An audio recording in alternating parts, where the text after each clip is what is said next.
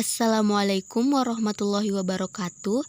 Nah, pada kesempatan kali ini, di sini kami akan membahas materi dari aljabar linear lanjut mengenai kebebasan linear, koordinat, dan basis.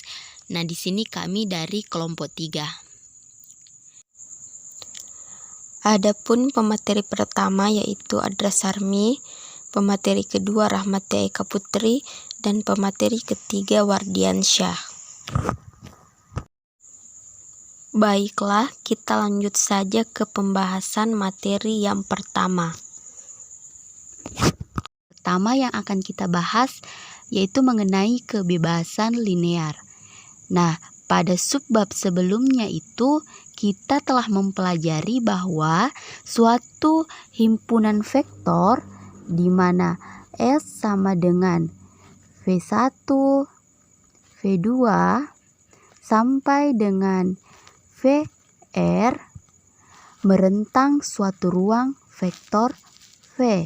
Jika suatu vektor pada V dapat dinyatakan sebagai suatu kombinasi linear dari vektor-vektor pada S, maka secara umum di sini kemungkinan akan terdapat lebih dari satu cara untuk menyatakan suatu vektor pada V sebagai kombinasi linear dari vektor-vektor dalam suatu himpunan rentangan. Nah, maka dari itu pada subbab ini kita akan mempelajari bagaimana syarat di mana setiap vektor pada V dapat dinyatakan sebagai suatu kombinasi linear dari vektor-vektor rentangan dengan tepat satu cara. Nah, selanjutnya di sini kita akan membahas mengenai definisi. Adapun definisinya, jika S sama dengan V1, V2 sampai dengan VR adalah himpunan vektor, maka persamaan vektor K1 V1 ditambah K2 V2 sampai dengan KR VR sama dengan 0 ini mempunyai paling sedikit satu pemecahan, yakni K1-nya itu sama dengan 0, K2-nya sama dengan 0 sampai dengan KR sama dengan 0. Nah, di sini terdapat bahwa jika ini adalah satu-satunya pemecahan, maka S-nya ini kita namakan sebagai himpunan bebas linear atau linearly independent. Kemudian, jika ada pemecahan lain, maka S-nya ini kita namakan sebagai himpunan tak bebas linear atau linearly dependent.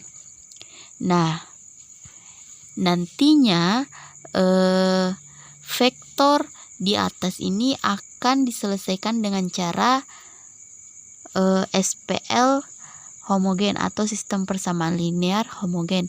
Nah, di sini akan ada dua penyelesaian, di mana satu penyelesaian atau trivial yaitu bebas linear, dan yang kedua itu lebih dari satu penyelesaian atau non trivial yang dimana dikatakan sebagai himpunan tak bebas linear. Kemudian kedua penyelesaian tersebut dalam arti satu penyelesaian atau lebih dari satu penyelesaian ini dapat dikatakan sebagai sistem persamaan linear yang konsisten nantinya. Oke, untuk lebih jelasnya kita lanjut saja ke pembahasan contoh soal. Nah, contoh soal pertama, di mana tinjaulah vektor-vektor di mana I sama dengan 1,0,0, J sama dengan 0,1,0, dan K sama dengan 0,0,1 di dalam R pangkat 3. Nah, adapun penyelesaiannya.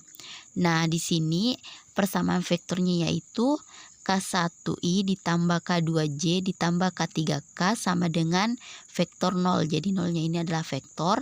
Nah, di sini jika persamaan vektor ini dinyatakan dalam komponen-komponennya, maka akan menjadi K1-nya ini kita masukkan nilai I-nya, K2 kita masukkan nilai J, dan K3 kita masukkan nilai K-nya. Maka hasilnya akan seperti ini, sama dengan vektor 0 itu adalah 0,0,0.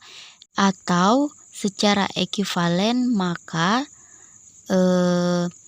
jika kita jumlahkan lebih lanjut setiap komponen-komponennya ini, maka misalnya di sini K1 ditambah 0 maka hasilnya adalah K1. Kemudian 0 ditambah K2 ditambah 0 maka hasilnya adalah K2. Begitupun seterusnya 0 ditambah 1 ditambah K3 maka hasilnya adalah K3. Jadi di sini atau secara ekivalen maka hasilnya itu K1, K2, K3 sama dengan 0,0,0. Jadi K1-nya itu sama dengan 0, K2-nya sama dengan 0, dan K3-nya itu sama dengan 0. Maka di sini dapat kita lihat bahwa himpunan S di mana I, J, K itu dapat dikatakan sebagai himpunan yang bebas linear. Baiklah, kita lanjut ke contoh soal nomor 2. Nah, di sini tentukan apakah vektor-vektor dari V1 sama dengan, nah di sini ada sama dengan 1, min 2, 3, V2 itu sama dengan 5,6, min 1, dan V3 itu sama dengan 3,2,1. Membentuk sebuah himpunan yang tak bebas linear atau himpunan yang bebas linear. Nah, adapun penyelesaiannya yaitu di sini kita masukkan persamaan vektor, di mana persamaan vektor yaitu K1 V1 ditambah K2 V2 ditambah K3 V3 sama dengan vektor 0. Nah, jika persamaan vektor ini dinyatakan dalam komponen-komponennya maka akan menjadi K1 kita masukkan, kemudian kita masukkan nilai V1-nya sesuai dengan persamaan vektor. Kemudian K2-nya kita masukkan nilai V2-nya, dan K3 kita masukkan nilai dari V3. Maka hasilnya yaitu seperti ini. Kemudian sama dengan vektor 0 itu adalah 0,0,0. Kemudian secara ekivalen maka hasilnya yaitu K1 ditambah 5K2 ditambah 3K3, di sini min 2K1 ditambah 6K2 ditambah 2K3, 3K1 dikurang K2 ditambah K3 sama dengan 0,0,0. Dengan menyamakan komponen-komponennya di sini maka akan memberikan bentuk SPL seperti ini. Jadi komponen-komponen ini kita bentuk menjadi sistem persamaan linear seperti ini. Nah, kemudian selanjutnya kita selesaikan menggunakan matriks yaitu eliminasi Gauss-Jordan menggunakan operasi baris elementer. Nah, jadi di sini kita selesaikan, mungkin teman-teman sudah tahu mengenai eliminasi Gauss-Jordan. Nah, di sini kita eliminasi dulu yang ini min 2 dan 3-nya, maka di sini kita dapat lihat hasilnya itu 0. Yang kita lakukan itu kita nolkan min 2-nya dengan cara kita kali dengan 2. Kalau matriks itu kita bergantung pada baris pertama untuk menolkan. Jadi di sini karena kita kali dengan 2, jadi di sini 2 dikali 1 adalah 1, kemudian ditambah dengan baris kedua yaitu ditambah dengan min 2, maka hasilnya adalah 0. Karena 2 dikali 1 2, ditambah dengan min 2 hasilnya 0. Kemudian selanjutnya 2 dikali 5 adalah 10, ditambah 6, maka hasilnya adalah 16. Kemudian 2 dikali 3 6, ditambah 2 hasilnya 8. Nah, setelah min 2-nya ini 0, maka kita lanjut. Kita ingin menolkan juga yang 3-nya. Jadi dengan cara kita kali dengan min 3. Jadi di sini min 3 kita kali dengan yang baris pertama. Jadi min 3 dikali 1, min 3 kemudian ditambah dengan 3 hasilnya adalah 0. Kemudian min 3 dikali 5 adalah min 15 ditambah dengan min 1 maka hasilnya adalah min 16. Min 3 dikali 3 itu min 9 kemudian ditambah 1 hasilnya adalah min 8. Nah, jadi di sini sudah kita peroleh 0, 0. Jadi min 2-nya sudah 0 dan 3-nya sudah 0. Tapi di sini terdapat lagi min 16 dan min 8. Nah, kita juga ingin menolkannya. Nah, setelah jika semuanya nanti sudah 0, kita lakukan metode substitusi. Setelah itu kita akan mendapatkan hasil seperti ini, di mana baris ketiga terdapat 0, 0, dan 0. Jadi ini artinya apa? Jadi di sini dia itu memiliki solusi banyak. Artinya dia tidak mempunyai solusi tunggal. Maka dapat dikatakan bahwa di sini ada solusi trivial dan ada solusi tak trivial. Nah, jadi dari SPL tadi kemudian kita ke matriks diperbesar, kemudian kita mendapatkan solusi umum. Nah, kemudian jadi K1-nya itu sama dengan 1/2. Di sini kita menggunakan temperatur T. Jadi di sini K1 sama dengan 1/2 T. Kemudian K2-nya itu sama dengan 1/2 T dan K3-nya itu sama dengan T. Jadi sistem tersebut mempunyai solusi tak trivial sehingga disimpulkan bahwa V1, V2, dan V3 itu memberikan sebuah himpunan yang tak bebas linear. Nah, selanjutnya di sini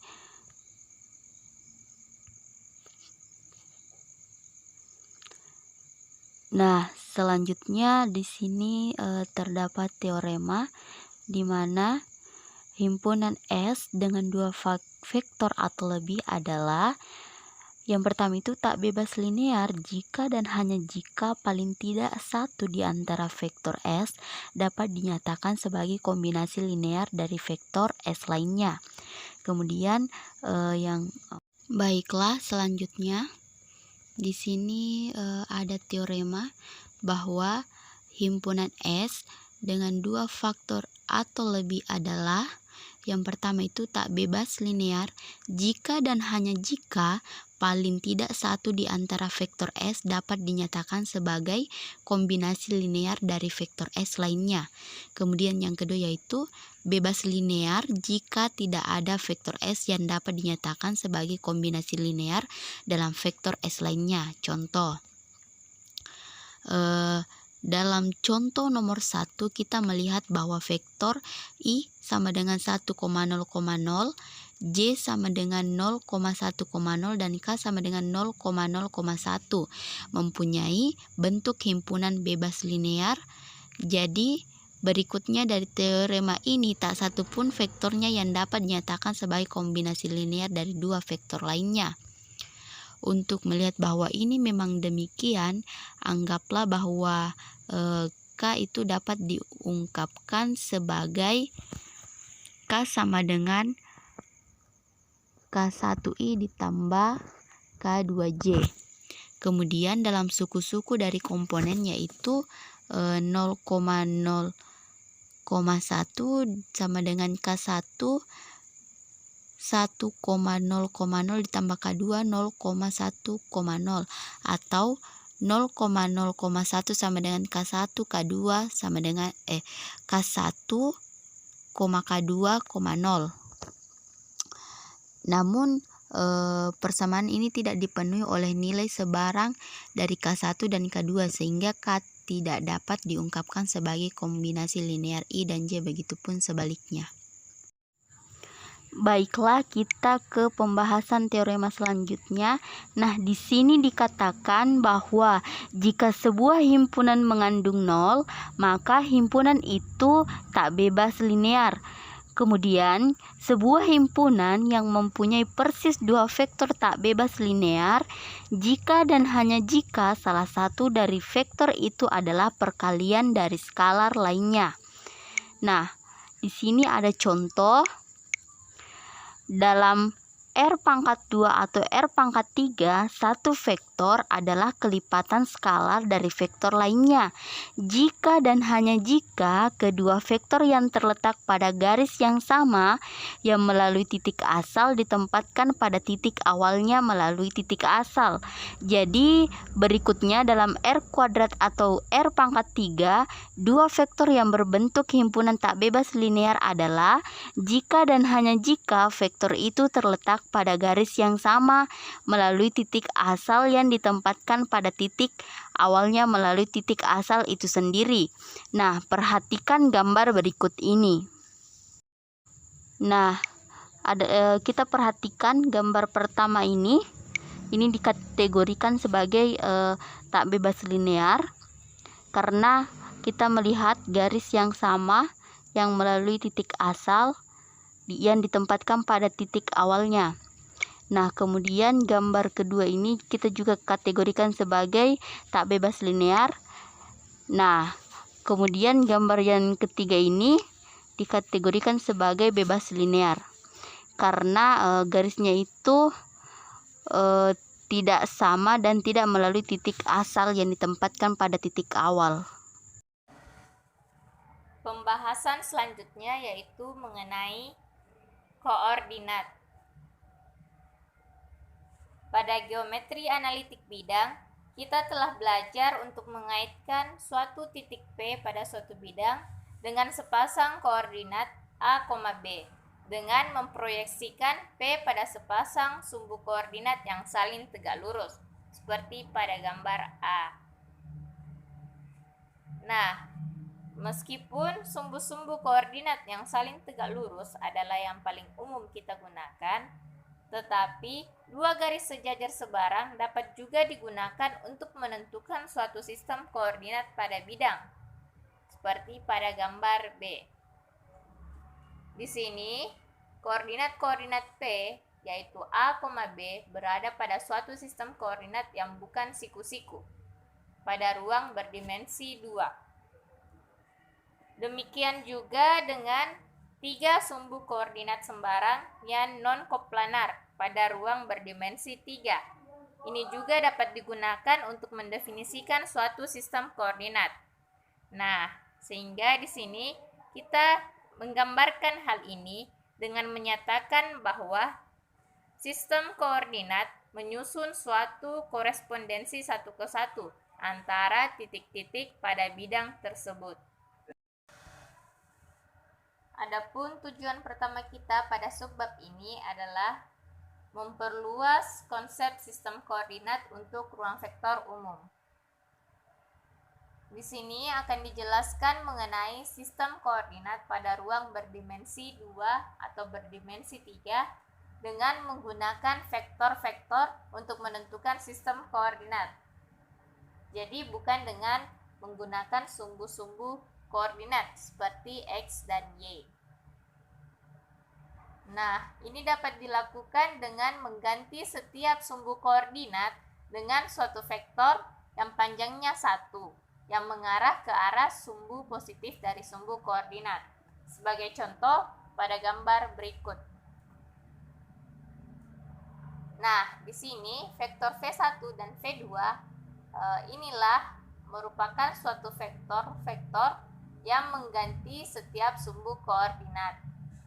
Nah, sebagaimana yang diilustrasikan pada gambar ini, dapat dijelaskan bahwa jika P adalah suatu titik sebarang pada suatu bidang, maka vektor OP ini dapat ditulis sebagai suatu kombinasi linear dari V1 dan V2 dengan memproyeksikan P sejajar dengan V1 dan V2, sehingga membuat vektor OP ini menjadi diagonal dari paralelogram yang dibatasi oleh vektor-vektor AV1 dan BV2. Nah, penjelasan ini dapat dituliskan bahwa panjang vektor OP sama dengan A dikali vektor V1 ditambah B dikali vektor V2, di mana A dan B ini merupakan koordinat-koordinat P. Dikatakan bahwa vektor-vektor yang menentukan suatu sistem koordinat disebut vektor basis. Jadi, di sini V1 dan V2 merupakan vektor basis karena vektor-vektor inilah yang menentukan suatu sistem koordinat. Selanjutnya yaitu mengenai skala pengukuran. Skala pengukuran sepanjang sumbu-sumbu koordinat merupakan hal yang penting dalam sistem koordinat apapun.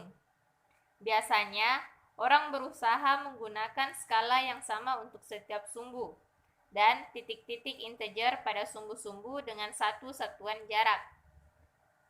Nah, skala yang sama yang dimaksudkan itu seperti ini.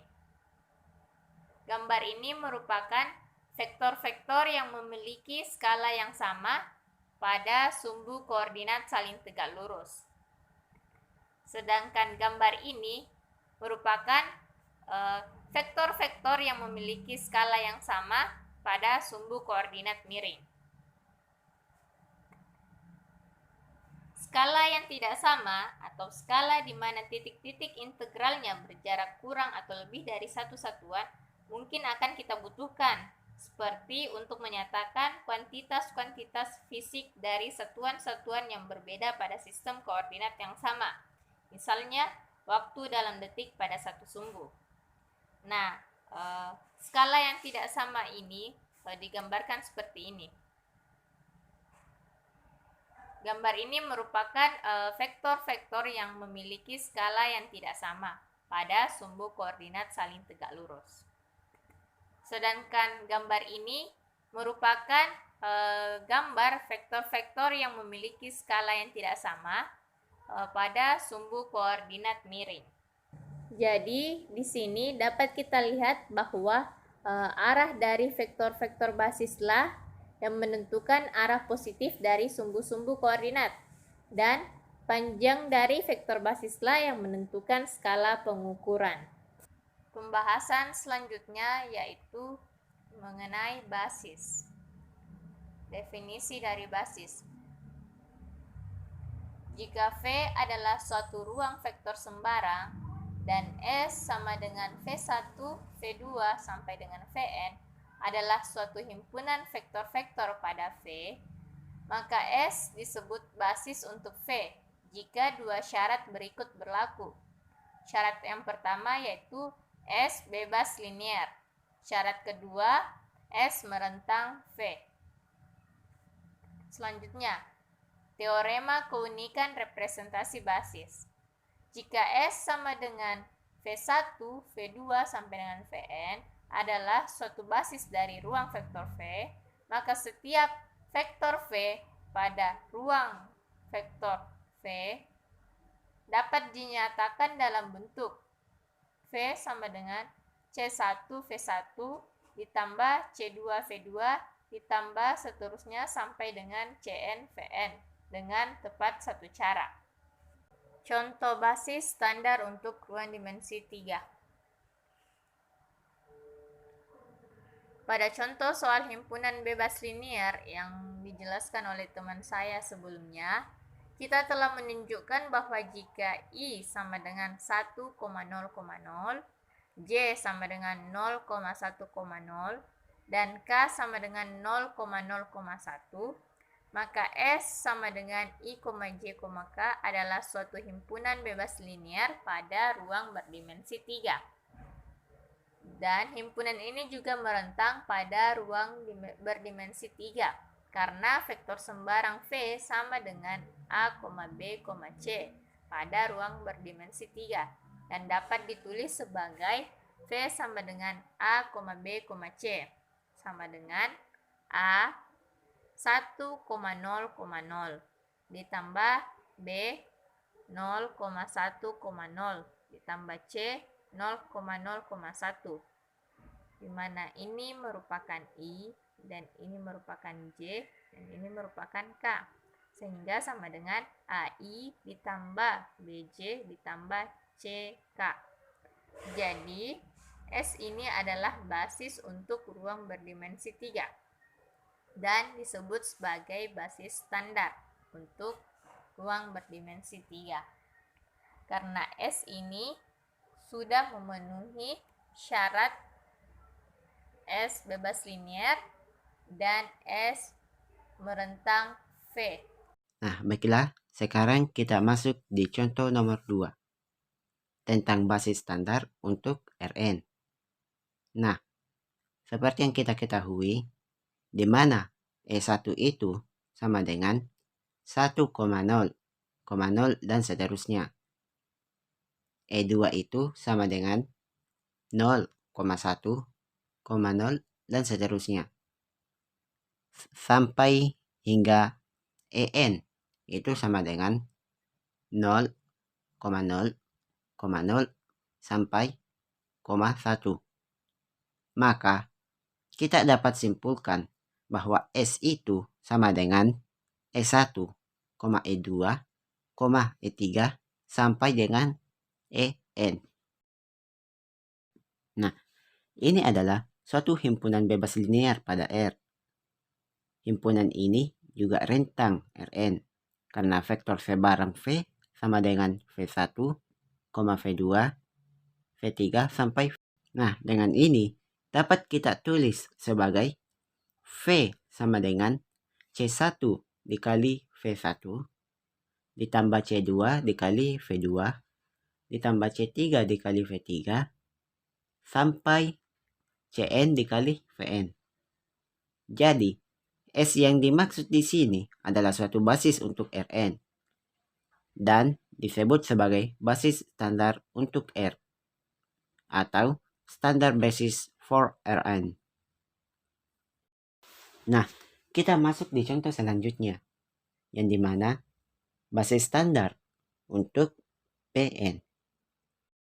Nah, di sini ditunjukkan bahwa S ini sama dengan 1, x, x kuadrat sampai dengan x pangkat n.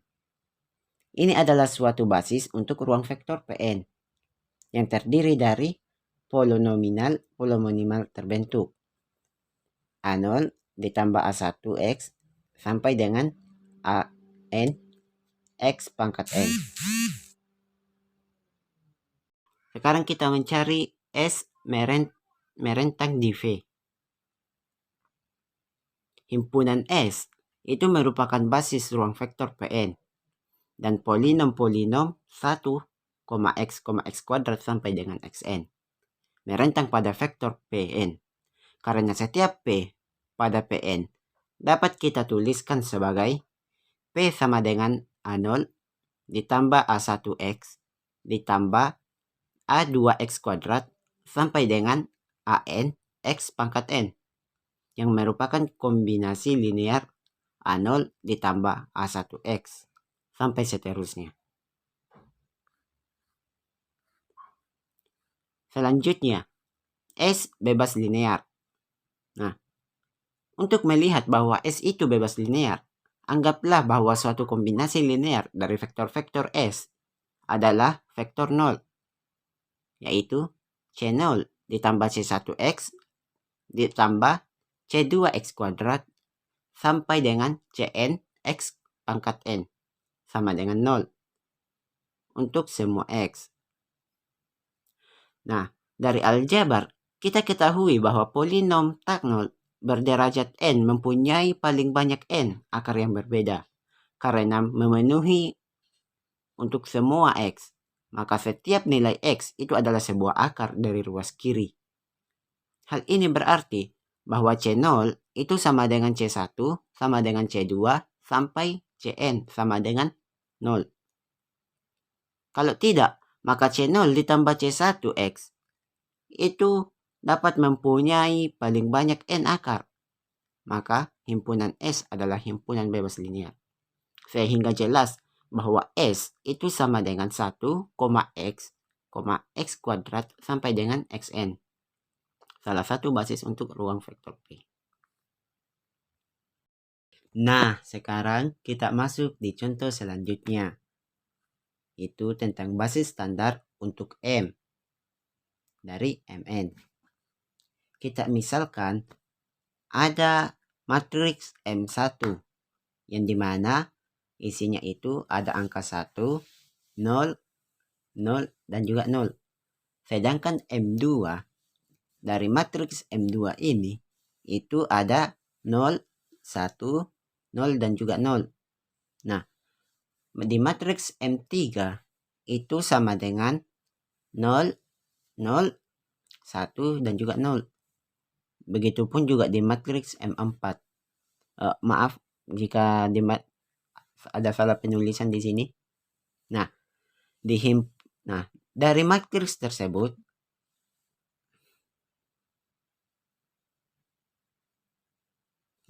himpunan S itu sama dengan M1, M2, M3, M4.